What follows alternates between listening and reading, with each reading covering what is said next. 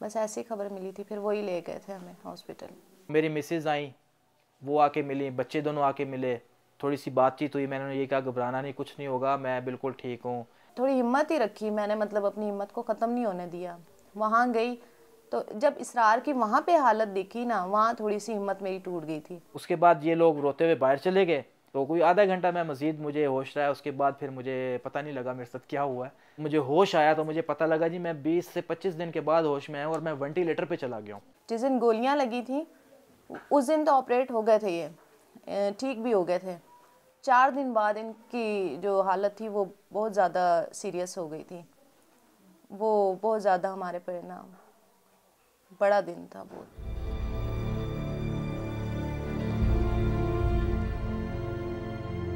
इसरार अहमद की हिम्मत और दोबारा चल फिर सकने की ख्वाहिश किसी मवाजने की मोहताज नहीं, लेकिन इस मुश्किल सफर को तय करते हुए वो क्या ख्यालात और वसवसे हैं जो उनके दिलो दिमाग में गर्दिश करते हैं। काफ़ी वो बुरा वक्त था। उसी दौरान मैं कोई 3-4 मरतबा रूम में शिफ्ट हुआ, फिर आईसीयू में गया। उस दौरान मुझे एक वक्त ऐसा भी आ गया जब डॉक्टरों ने जवाब दे दिया कि अब ये नहीं बचेगा, आप दुआ कर लें। कोई एक दिन तो मुश्किल का नहीं हुआ ना, जितने दिन ये हॉस्पिटल में रहे, और आज तक मुश्किल में ही है। शुरू में तो मैं यही समझता था कि मुझे कुछ भी नहीं हुआ, कुछ हफ्तों की बात है, मैं तो मतलब ठीक हो जाऊंगा, चला जाऊंगा काम पे दोबारा। तो ना मुझे दिन का पता था ना तारीख का पता था। फिर मुझे एहसास हुआ कि लगता है मेरे साथ काफ़ी बड़ा वाक़या हो गया, क्योंकि मैं जब अपनी टांगें हिलाता था तो टांगें नहीं हिलती थी। फर्स्ट डे ही डॉक्टर साहब थे, उन्होंने मुझे बुलाया था और उन्होंने मुझे ये कहा था कि हम आपसे माजरत चाहते हैं, आपके शौहर अब कभी भी नहीं चल सकेंगे, मतलब ये बिल्कुल पैरालाइज हो गए। काफ़ी ऐसी चीज़ें हैं जो बाज़ दफ़ा जहन में आती हैं कि काश ये ना हुआ होता तो मैं मतलब ये काम कर लेता। जैसे मैं अभी टोटली बेड पे हूँ, घर पे कोई भी नहीं है, तो मुझे अगर पानी भी पीना है तो मैं अब इंतज़ार कर रहा होता हूँ कोई आए तो मुझे पानी डाल के दे दो, मैं पीऊँ। ना पानी मतलब खुद से पी सकते हैं, ना वॉशरूम जा सकते हैं, ना नहा सकते हैं, ना खाना खा सकते हैं खुद से, इनको देना पड़ता है सब कुछ। लेकिन अब यही रूटीन मतलब इख्तियार की है कि घर वाले कहीं पे भी जाते हैं तो वो मेरे करीब सब चीज़ें रख के जाते हैं ताकि मैं इजीली ले सकूं। इतना भी मतलब नहीं रहा कि ये ज़रा सा उठ के हल्का हल्का ही चल सकें, बिल्कुल नहीं, चल ही नहीं सकते।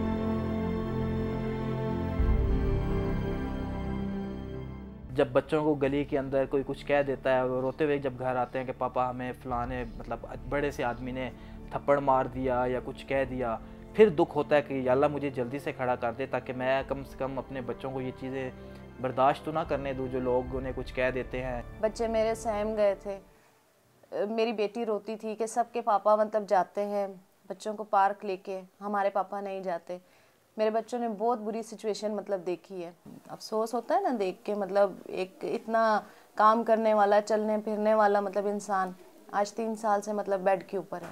गुस्सा भी आएगा, दुख भी होता है, दिल से बदवा भी निकलती है मेरे तो।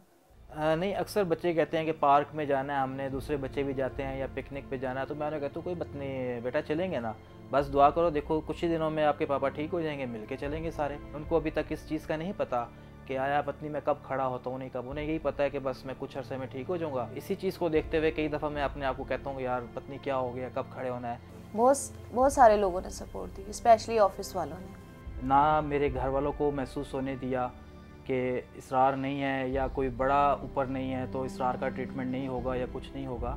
तो उन्होंने मतलब हर किस्म का साथ दिया, गाड़ियाँ उन्होंने ऑफिस की दी, खाने पीने का उन्होंने ख्याल रखा, जो भी मेरे रिलेटिव वगैरह आ रहे थे सबको मतलब उन्होंने देखा। जितना शुक्रिया अदा करें उतना कम है। बिल्कुल ये महसूस ही नहीं होने दिया कि मतलब इसरार या उसकी फैमिली मतलब कोई गैर लोग हैं। एक के दो मरतबा ज़फ़र सदीकी साहब ख़ुद मिलने आए वहाँ पे। जब मुझे बुलेट लगी थी तो मैं जब होश में आया तो वाइफ़ ने बताया कि उनकी मिसेस भी आई थी और वो घर के खर्चे वर्चे के लिए, चीज़ों के लिए 5 लाख का मतलब एक ड्राफ्ट भी दे के गई थी। इनको तो मतलब बाद में रखा, हमें पहले रखा उन्होंने। आप इसरार को अकेला मत समझिएगा, अगर ट्रीटमेंट यहाँ पे अच्छा ना हुआ आप हमें बताइएगा, हम किसी दूसरे मुल्क भी लेके चले जाएंगे, दुनिया के किसी कोने पे भी अगर ट्रीटमेंट हमें करवाना पड़ा हम करवाएंगे। और आज तक मतलब जो है ना साथ चल ही रहे हैं, तो सपोर्ट है इन लोगों की, तो हम भी साथ साथ इनके हैं। तो आमिर जहांगीर साहब जो हमारे सीईओ हैं वो ख़ुद मिलने आए, घर पे आके मिल के गए, हॉस्पिटल में भी आए थे वो। तो काफ़ी अच्छा लगता है मुझे, अभी भी किसी चीज़ की प्रॉब्लम नहीं है। मुझे मेडिसिन लेनी हो, कोई भी मैंने ट्रीटमेंट करवाना हो, मैं जस्ट एक कॉल करता हूँ ऑफिस कि मुझे मतलब ये चीज़ चाहिए, तो वो फ़ौरन मेरे लिए हाज़िर हो जाती है। मतलब दूसरे दिन तक भी मुझे वेट नहीं करना पड़ता। अपने जो थे मतलब रिश्तेदार वो और ऑफिस वाले, इसके अलावा मतलब जो बाहर के लोग थे, स्पेशली जो जिनके हम मकानों में रहते थे, उन्होंने बहुत बुरे सलूक किए हमारे साथ। सबसे पहले मतलब जहाँ हम रहते थे, उन्होंने पहला काम ये किया कि हमें आप यहाँ से मतलब चले जाएं, सिर्फ इसलिए कि मतलब अब ये पता नहीं चल सकते हैं नहीं, खुदा ना खासा अल्लाह ना करे इनको कुछ हो गया तो ये फैमिली पता नहीं किराया कहाँ से देगी। तो लोगों का सलूक बहुत बुरा था, बहुत ज़्यादा बुरा और बहुत हर्ट करने वाला था।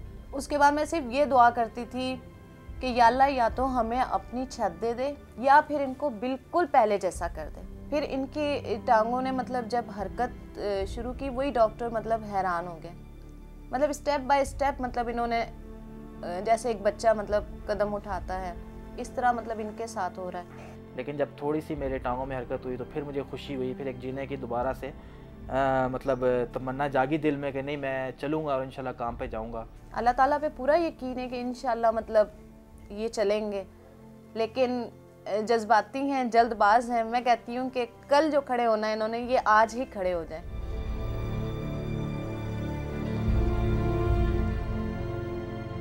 12 साला सुकरान और 8 साला अनमता के हौसले किसी भी बालिग शख्स से कम नहीं,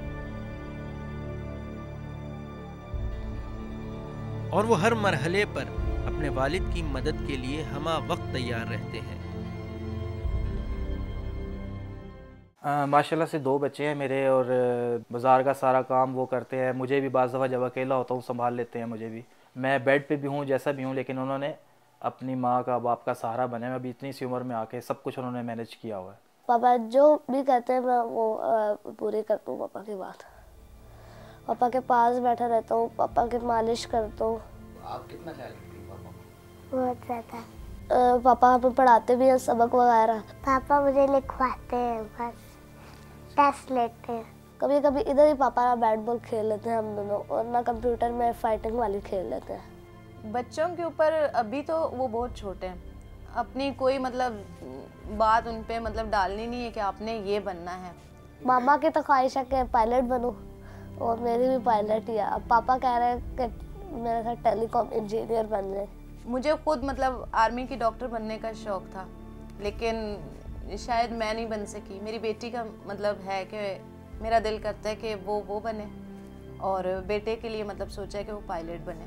बस मैं यही दुआ करता हूँ कि ना मेरे पापा, अल्लाह ताला मेरे पापा को चलने की तौफीक अता फरमा, मेरे पापा को उनके अपनी टांगों पे खड़ा कर, मेरे पापा को चलने की तौफीक अता फरमा, मेरे पापा को सेहत अता फरमा।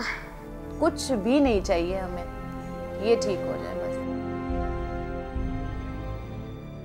इसरार अहमद और उन जैसे ना जाने कितने हमें अपनी हिम्मत और हौसले से बगैर एक लफ्ज़ कहे यकीन दिलाते नज़र आते हैं कि दुनिया का कोई भी काम शायद नामुमकिन नहीं। लेकिन इसके साथ साथ हमें बजा तौर पर ये एहसास भी होता है कि अगर हमारे मुल्क के हालात कुछ और होते तो शायद इन लोगों को इस कठिन इम्तहान से ना गुजरना पड़ता। याद रखिए कि इसरार अहमद की जगह आप भी हो सकते थे।